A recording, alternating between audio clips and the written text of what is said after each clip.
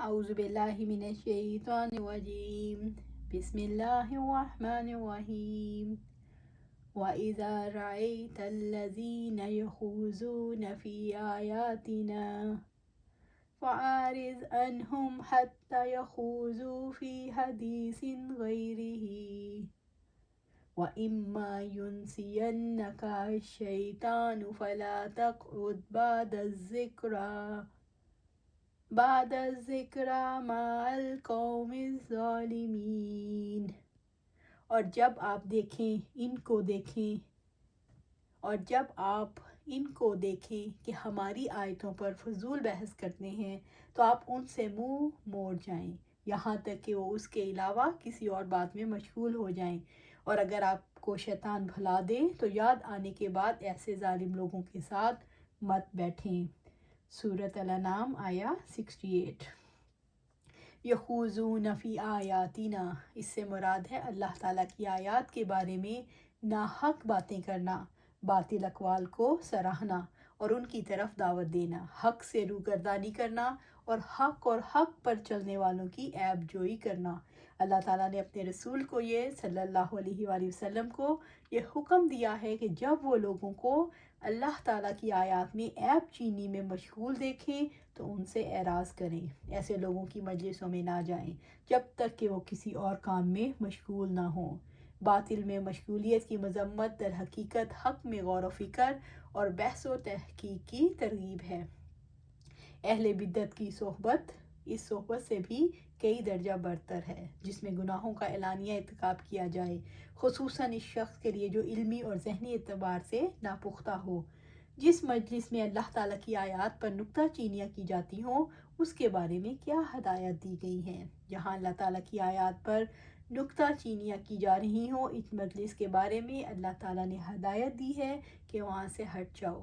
جب لوگ دوسری گفتگو میں لگ جائیں پھر بیٹھ سکتے ہیں. اگر شیطان بھلا دے تو غلطی کا احساس ہونے پر ظالم لوگوں کے ساتھ نہ بیٹھیں. وَإِمَّا يُنْسِيَنَّكَ الشَّيْطَانُ فَلَا تَقْعُدْ بَعْدَ الذِّكْرِ مَعَ الْقَوْمِ الظَّالِمِينَ. اور اگر آپ کو شیطان بھلا دے تو یاد آنے کے بعد ایسے ظالم لوگوں کے ساتھ مت بیٹھیں. یعنی جہاں تک بھول جانے کا تعلق ہے تو وہ آدم بھی بھولے تھے. فَنَسِيَ وَلَمْ نَجِدْ لَهُ عَزْمًا، تو وہ بھول گیا اور ہم نے اس میں ارادے کی پختگی نہ پائی. موسیٰ علیہ السلام نے بھی کہا تھا قَالَ لَا تُؤَاخِذْنِی بِمَا نَسِیتُ. موسیٰ علیہ السلام نے کہا جو میں بھول گیا اس پر آپ مجھے نہ پکڑیں. سورۃ الکاف آیا 73 اور اس سے پہلے سورۃ طٰہٰ آیا 115.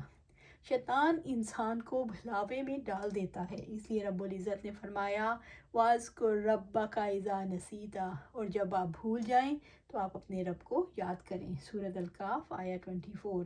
یعنی اگر آپ غفلت سے یا بھول چوک سے ان کی مجلس میں جا بیٹھیں تو یاد آنے کے بعد ان کے ساتھ نہ بیٹھیں جو ایسی باتیں کرتے ہیں جن کو حرام ٹھہرایا گیا ہو. ابو ذر غفاری رضی اللہ تعالیٰ عنہ سے روایت ہے کہ رسول اللہ صلی اللہ علیہ وسلم نے فرمایا اللہ نے میری خاطر میری امت کو غلطی، بھول اور وہ کام معاف کر دیے ہیں جن پر انہیں مجبور کیا گیا ہو. وَمَا عَلَى الَّذِينَ يَتَّقُونَ مِنْ حِسَابِهِمْ مِنْ شَيْءٍ وَلَكِنْ ذِكْرَىٰ لَعَلَّهُمْ يَتَّقُونَ. اور ان لوگوں کے ذمہ نہیں ہے جو بیچتے ہیں ان کے حساب میں سے، لیکن یاد دہانی ہے تاکہ وہ بھی بچ جائیں. سورۃ الانعام آیا 69. اس آیت کا شان نزول دیکھتے ہیں. ابن عباس رضی اللہ تعالیٰ عنہ فرماتے ہیں جب مشرکین کے ساتھ بیٹھنے کی ممانعت ہو گئی تو مسلمانوں نے آپ صلی اللہ علیہ وآلہ وسلم کی خدمت میں عرض کی اس قطع تعلق کی صورت میں ہم نہ تو مسجد میں جا سکتے ہیں اور نہ طواف کر سکتے ہیں. اس وقت یہ آیت نازل ہوئی کہ یہ ان کے ساتھ بیٹھ سکتے ہو، کہ آپ ان کے ساتھ بیٹھ سکتے ہو مگر شرط کے ساتھ کہ شاید وہ اس قسم کی یا وہ گوئی سے باز آ جائیں. وَمَا عَلَى الَّذِينَ يَتَّقُونَ مِنْ حِسَابِهِمْ مِنْ شَيْءٍ، اور ان لوگوں کے ذمہ نہیں جو بچتے ہیں ان کے حساب میں سے، یعنی صرف اس لیے کہ ان کو واعظ و نصیحت کریں شاید کہ وہ ڈر جائیں. اسلامی نظام میں متقین اور مشرکین کی مشترکہ ذمہ داریوں کی کیا حیثیت ہے؟ اس لیے اسلامی نظام میں متقین اور مشرکین میں کوئی مشترکہ ذمہ داری نہیں ہے کیونکہ دونوں الگ الگ امتیں ہیں۔ ظالموں کے حساب میں سے کوئی ذمہ داری اہل تقویٰ پر نہیں، متقین پر یہ ذمہ داری ہے کہ وہ مشرکوں کی اصلاح کی کوشش کرتے رہیں تاکہ وہ متقی بن جائیں۔ وَلَكِنْ ذِكْرَ لَعَلَّهُمْ يَتَّقُونَ، لیکن یاد دہانی ہے تاکہ وہ بھی بچ جائیں۔ وَلَكِنْ ذِكْرَ، لیکن یاد دہانی، لَعَلَّهُمْ يَتَّقُونَ، تاکہ وہ بھی بچ جائیں۔ اس آیت میں دلیل ہے کہ نصیحت کرنے والا ایسا اسلوب اختیار کرے جو تقویٰ کے حصول میں معاون ثابت ہو۔ اس آیت سے یہ بھی پتہ چلتا ہے کہ اگر وعظ و نصیحت سے برائی بڑھنے کا امکان ہو تو وعظ و نصیحت تک کرنا واجب ہے، لیکن یہ بات یاد رہے کہ ایسی مجلسوں سے الگ رہنے کے حکم سے امر بالمعروف اور نہی عن المنکر کا وجود ساکت نہیں ہو جاتا، یعنی کہ وہ آپ نے کرتے رہنا ہے۔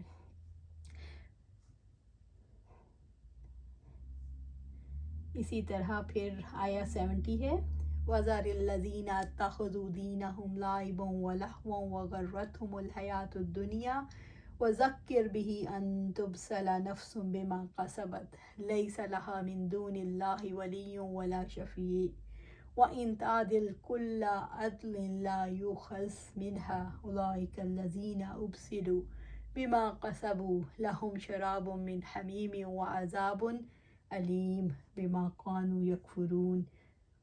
اور آپ چھوڑ دو ان لوگوں کو جنہوں نے اپنا دین کھیل اور دل لگی بنا رکھا ہے اور جن کو دنیا کی زندگی نے دھوکے میں ڈال دیا ہے، اور آپ اس قرآن کے ساتھ انہیں نصیحت کرتے رہیں، کوئی جان اس کی وجہ سے جو اس نے کمایا ہلاکت میں نہ ڈال دی جائے۔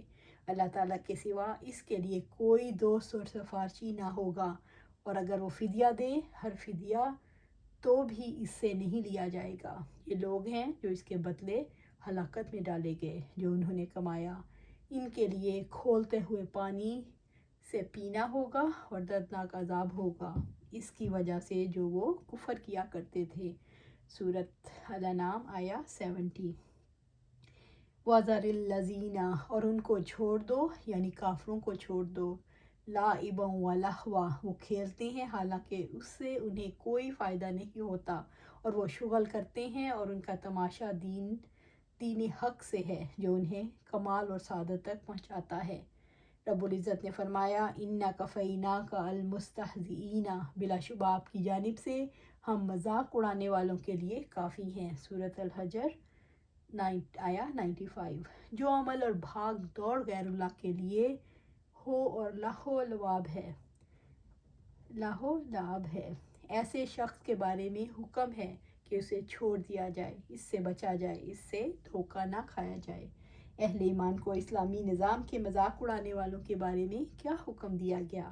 اہل ایمان کو یہ ہدایت دی گئی کہ وہ بھی ایسے لوگوں سے قطع تعلق کر لیں جو دین کا مذاق اڑاتے ہیں ما سوائے تبلیغی مقاصد کے۔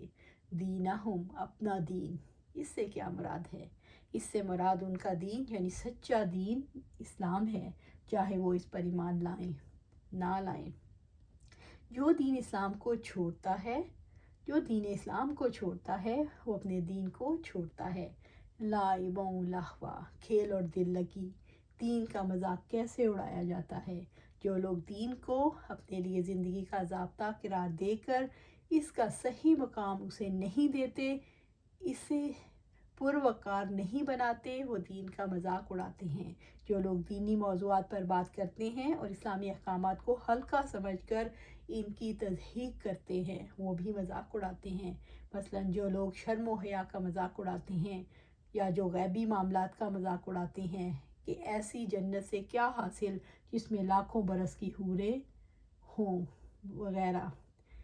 دین کے ساتھ کیسا تعلق مطلوب ہے؟ بندوں سے جو چیز مطلوب ہے وہ یہ کہ دین کو اللہ تعالیٰ کے لیے خالص کریں، یعنی اللہ وحدہ لا شریک کے سوا کسی کی بندگی نہ کریں، اللہ تعالیٰ کی رضا اور اس کے محبوب امور کے حصول میں مقدور بھر کوشش کریں، اور یہ چیز اس بات کو متضمن ہے کہ قلب کہ اللہ تعالیٰ کے حضور حاضر ہو، اور یہ ضروری ہے کہ اللہ ہی کے لیے سارے کام ہوں، اسی کی طرف متوجہ رہے، دل ہمیشہ اللہ کے ساتھ جڑا رہے، بندے کی کوشش انتہائی پسندیدہ اور نفع مند ہو، نہ کہ غیر سنجیدہ، اور یہ کوشش اللہ تعالیٰ کی رضا کے لیے ہو جس میں شرک کا شائبہ تک نہ ہو۔ وہ حقیقی دین ہے جس کو کہا ہے جو مطلوب ہے۔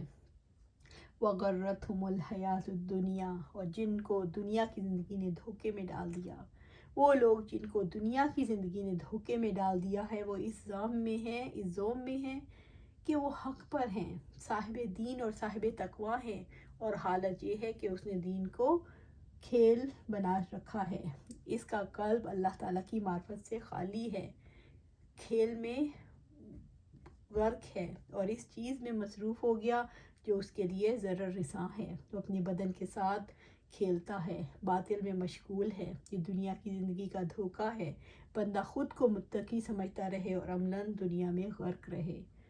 وَذَكِّرْ بِهِ أَن تُبْسَلَ نَفْسٌ بِمَا كَسَبَتْ، اور آپ اس قرآن کے ساتھ انہیں نصیحت کرتے رہیں کوئی جان اس کی وجہ سے جو اس نے کمایا ہلاکت میں نہ ڈال دی جائے۔ رسول اللہ صلی اللہ علیہ وسلم کو مذاق اڑانے والوں سے قطع تعلقی کے ساتھ اور کیا تلقین کی گئی، انہیں نظر انداز کرتے ہوئے بھی انہیں یاد دہانی کروائیں، انہیں یاد دلائیں کہ برائیاں سمیٹنے کا وبال خود ان کی جان پر ہوگا، انہیں یاد دلائیں کہ انہیں اللہ سے ملنا ہے جس کے مقابلے میں کوئی مددگار نہ ہوگا اور نہ سفارشی، نہ کوئی حامی ہوگا اور نہ ہی تاوان قبول کیا جائے گا جس سے وہ جان چھڑا سکیں گے۔ وَذَكِّرْ بِهِ، اور اس قرآن کے ذریعے انہیں نصیحت کریں جو اللہ کے بندوں کے لیے نفع مند ہے۔ قرآن کریم کے ذریعے کیسے نصیحت کی جا سکتی ہے؟ قرآن حکیم کے احکامات سنا کر، قرآن حکیم میں جو اچھے اور صاف بیان کیے گئے ہیں ان کے اچھے تذکرے سے، قبیح اور صاف جن کا چھوڑنا مشروط ہے ان کی قباحت بیان کر کے نصیحت کی جا سکتی ہے۔ لَيْسَ لَهَا مِن دُونِ اللَّهِ وَلِيٌّ وَلَا شَفِيعٌ، اللہ تعالیٰ کے سوا اس کے لیے کوئی دوست اور سفارشی نہیں ہوگا۔ اللہ تعالیٰ نے انسانوں کے ساتھ رحمت کا معاملہ کرتے ہوئے نفس کو نفس کے گناہوں میں گھر جانے سے پہلے نصیحت کا حکم دیا ہے، کیونکہ اس کے بعد مخلوق میں سے کوئی اس کے کام نہیں آئے گا، نہ کوئی قریبی رشتہ دار، نہ کوئی دوست، اللہ تعالیٰ کے سوا کوئی ولی اور مددگار، کوئی سفارشی نہیں ہوگا۔ لیس لہا، جس دن عذاب کا سامنا ہوگا، من دون اللہ ولی، اللہ تعالیٰ کے سوا کوئی دوست نہ ہوگا، ایسا ولی نہ ہوگا جو عذاب سے نجات دلا سکے، ولا شفیع، اور سفارشی نہ ہوگا، ایسا سفارشی نہ ہوگا جو آگ کے عذاب سے نجات دلائے۔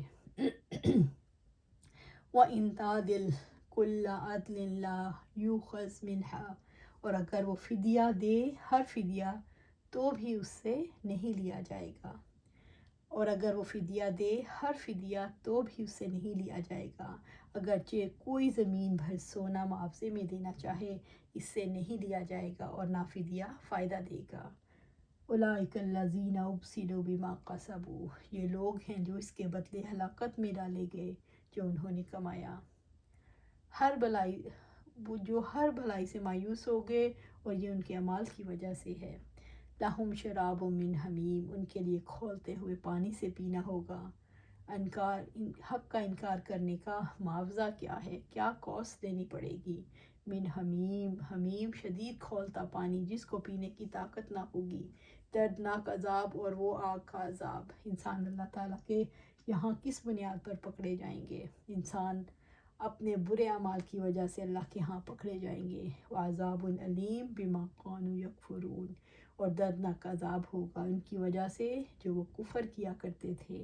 دردناک عذاب اس بات کی دلیل ہوگی کہ وہ دین کا مذاق اڑاتے رہے اور کفر کرتے رہے۔ تو ہمیں بھی سوچنا ہے کہ کہیں ہماری باتوں میں، کہیں مذاق میں کوئی ایسی بات تو نہیں ہو رہی کہ مولوی کے نام پہ ہم مذاق اڑا رہے ہیں، کسی کو مولانا کہہ رہے ہیں، کسی کو طالب کہہ رہے ہیں، کسی کو طالبان کہہ رہے ہیں، کسی کو کچھ کہہ رہے ہیں، کسی کو کچھ بھی ہم کہہ کے کسی کو، یا کوئی ایسے لطیفے بنائے ہوئے ہیں جس میں مولوی آتا ہے، تو خدا را اس کو چھوڑ دیں۔ یہ نہ ہو کہ آخرت میں ہماری پکڑ ہو جائے اور اس کو ہم غیر سنجیدہ لیتے چلے جائیں اور بعد میں ہمیں پتہ چلے کہ ہم تو بہت مشکل میں پھنس گئے۔ کوئی بھی آپ کے ارد گرد اگر ایسی بات کرتا ہے تو اس کو بھی سمجھائیں، اس کے ساتھ مت بیٹھیں، لیکن بار بار اس کو سمجھاتے رہیں کہ یہ بہت بری چیز ہے۔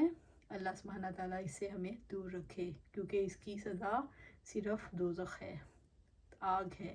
اللہم اجرنا من النار، اللہم اجرنا من النار، اللہم اجرنا من النار، آمین۔